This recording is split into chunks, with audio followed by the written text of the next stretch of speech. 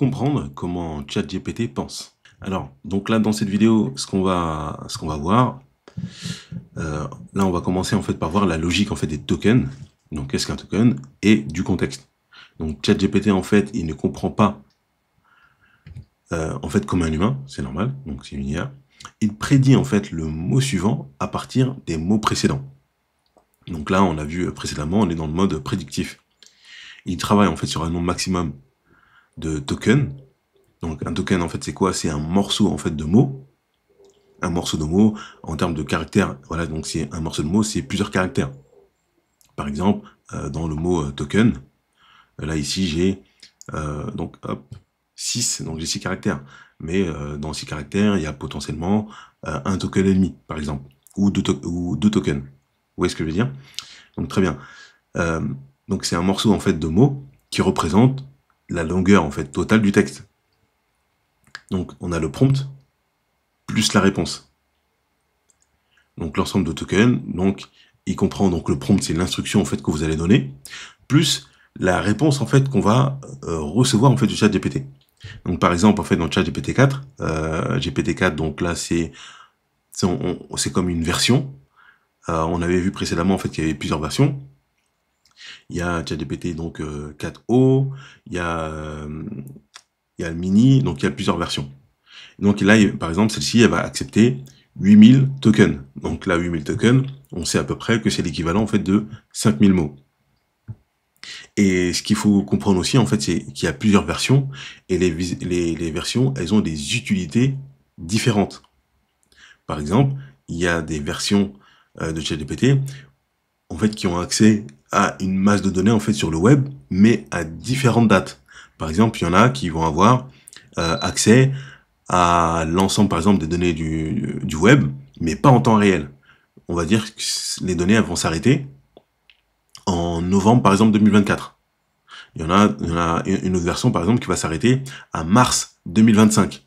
Vous voyez, donc c'est important en fait de comprendre les versions, parce que sinon on va mal l'utiliser et on va se dire ouais mais ça fonctionne pas. Mais si ça fonctionne, c'est juste qu'on l'utilise pas bien, tout simplement, et qu'on n'a pas réellement compris comment fonctionne ChatGPT ou les IA. Donc il y a pour avoir par exemple les données en temps réel, donc il faudra utiliser la bonne version. Pour utiliser la génération de documents, la génération d'images, etc. Donc il faudra utiliser en fait la bonne version.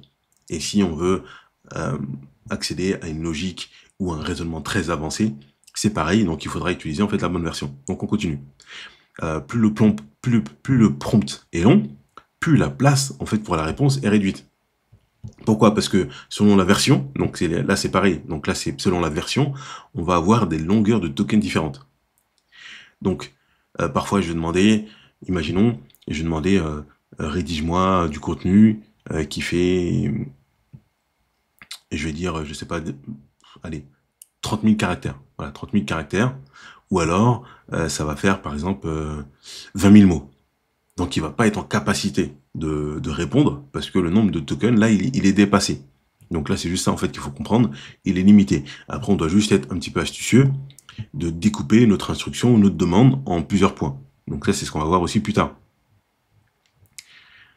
Donc si c'est trop long, il oublie tout simplement. Et si on n'a pas toutes ces notions-là, on va dire ouais mais c'est bizarre, je lui ai donné des choses, mais après il m'a dit quelque chose en fait ça n'a rien à voir, etc. Non, c'est juste que on l'a pas utilisé avec ses bonnes capacités ou on n'a pas utilisé la bonne version, tout simplement. Donc il peut oublier le début, c'est important, ça c'est une information importante à savoir. Donc il ne sait pas en fait ce qui se passe dans la tête, il ne devine pas ce que tu voulais dire si tu es vague. Donc c'est important en fait de bien communiquer avec lui, de lui donner en fait les bonnes instructions. Donc on a dit aussi précédemment en fait qu'il fallait préciser donc le contexte. Donc plus tu donnes d'informations sur une situation, sur là on va dire le public, sur les objectifs, et plus la réponse elle sera adaptée. Plus on est vague, plus la réponse sera vague, tout simplement. On va voir le résultat en fait de notre communication.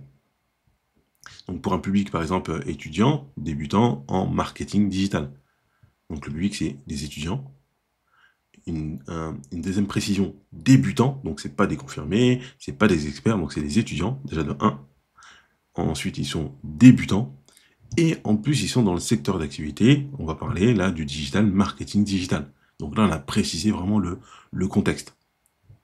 Et on a plus ou moins finalement une tranche d'âge. Vous voyez? Donc ça, c'est important de ne pas oublier de préciser en fait le contexte. On a dit aussi qu'il fallait définir en fait un objectif clair et spécifier les contraintes. Donc par exemple, pour définir un objectif clair, donc ça va être qu'est-ce qu'on veut réellement? On veut résumer, on veut synthétiser, on veut des arguments, on veut être créatif, on veut convaincre.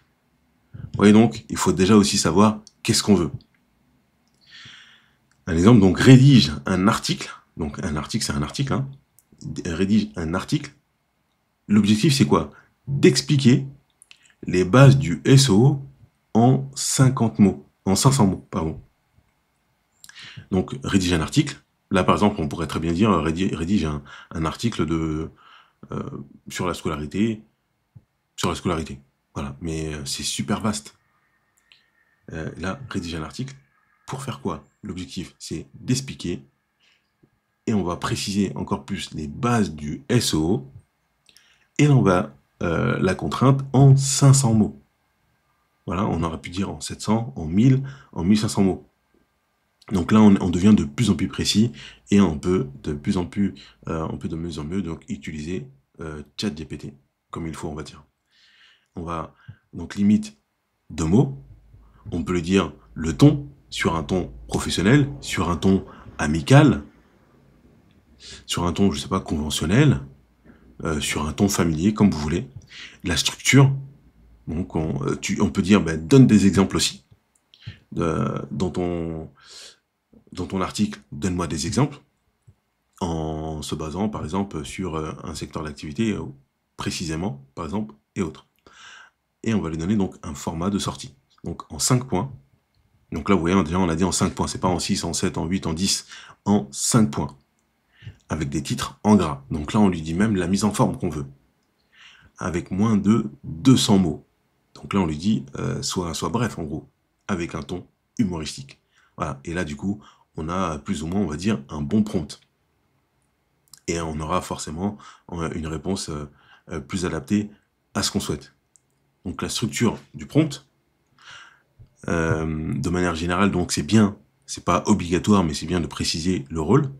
On a dit le contexte, l'objectif et la contrainte. Le rôle, on l'a dit, donc c'est pas obligatoire, tout n'est pas obligatoire, mais plus vous allez être précis, et plus votre réponse, elle sera précise et adaptée. Et elle correspondra à ce que vous voulez. Et on va dire, plus votre taux aussi de satisfaction sera bon. Donc là, tu es un community manager expert. Donc là, on lui dit le rôle. Tu es un community manager, tu es un directeur, marketing, peu importe. Donc tu es là, on a précisé le rôle. Tu es un community manager. Le contexte, pour une PME qui vend des fleurs. Donc là, on a précisé le contexte. C'est quoi l'objectif? Rédige 3 idées de posts Instagram. Donc vous voyez, rédige 3 idées, c'est pas 4, 5, 3 idées. Donc c'est pas rédige des posts, non, rédige 3 idées. Pourquoi? Pour Instagram. Parce que selon les réseaux sociaux, donc le contenu n'est pas forcément le même. Donc c'est bien de préciser pour Instagram. Créatif, en plus là on dit créatif. Pour quel objectif? La Saint-Valentin. Donc on a précisé le contexte, on a dit ce qu'on voulait, mais on a également dit pour quel objectif. Donc qu'est-ce qu'on veut? Pour quel objectif? Et utilise, donc là la contrainte, un ton chaleureux et inclusif avec pas plus de 50 mots par poste. 50 mots par poste. Oui, par poste. Pourquoi par poste aussi? Parce qu'on peut très bien il peut très bien nous répondre et on va lui dire continue. Ou alors on va dire développe plus. Ou alors on va lui dire encore un autre, etc. Voilà. Et il va garder, parce qu'il voilà, il va avoir une certaine mémoire, il va garder en mémoire ce que vous lui avez donné en amont. Donc là, en exemple, donc créer des contenus longs, donc un article de blog avec un plan détaillé. Donc rédige ce blog de 1000 mots sur les bienfaits de la méditation, avec une introduction. Donc là, vous vous rappelez, on avait parlé de la structure, avec une introduction, 3 parties et une conclusion motivante. Donc là, on lui a carrément dit comment il fallait qu'il rédige le blog. Et là, ça lui donne en fait une trame. Et donc là, vous avez compris que là, on commence à rentrer dans les agents, mais finalement qui parlent pour nous, qui nous remplacent. C'est-à-dire, on va lui donner, nous, si on a une méthodologie, ben, on va transférer notre méthodologie, notre plan à ChatGPT, et il va pouvoir être en capacité de faire la même chose ou mieux, ou plus ou moins. Le scénario, le script. Donc, écris le script en fait d'une vidéo YouTube de 5 minutes pour présenter en fait un nouveau logiciel de gestion avec un ton dynamique. Oui, parce que donc on avait dit qu'on avait un problème parfois en fait de la page blanche. Donc là, même au niveau en fait des vidéos, vous pouvez très bien lui dire, donne-moi le script. Le script, c'est le texte, c'est ce qu'on va dire en fait dans la vidéo de 5 minutes pour présenter un logiciel. Donc on lui dit pourquoi faire, c'est quoi l'objectif, logiciel de gestion, présentation du logiciel de gestion, avec quel ton, avec un ton dynamique. On a dit la contrainte, 5 minutes. Voilà. Reformuler, traduire, améliorer un texte. Donc ça, c'est aussi en fait un gros super pouvoir de ChatGPT. Donc parfois, donc nous, si on a du mal un petit peu parfois à s'exprimer, donc on peut très bien dire à ChatGPT, reformuler en fait, reformule cette phrase. Et il va la reformuler pour nous. Donc on va lui dire avec un ton professionnel, percutant et autres. On va lui dire, mais corrige, voilà, corrige le texte, améliore le texte, développe-le. À la base, il faisait une ligne, fais-moi 3 lignes. Vous voyez, ce qu'on va pouvoir faire, on va pouvoir aussi reformuler. Donc imaginons vous avez récupéré un texte, peu importe, d'un cahier, d'un livre, d'un site internet, d'un post, on va lui dire reformule avec un ton. Donc on va partir en fait d'une base et en quelques secondes, on va régénérer en fait un autre texte. Donc ça c'est vraiment en fait super puissant. La partie reformulation, c'est super puissant. On peut traduire ce que vous voulez. Voilà, en anglais, en espagnol, dans une autre langue. Voilà, donc vous allez pouvoir traduire. En français, on va pouvoir traduire. En précisant effectivement le registre, donc traduit ce texte en anglais en gardant un ton amical et accessible. Donc ça c'est important aussi effectivement de savoir, donc ça c'est vraiment en fait des super pouvoirs à garder en tête, qu'il est super puissant, et on va dire à la limite c'est un petit peu, on va dire notre créativité.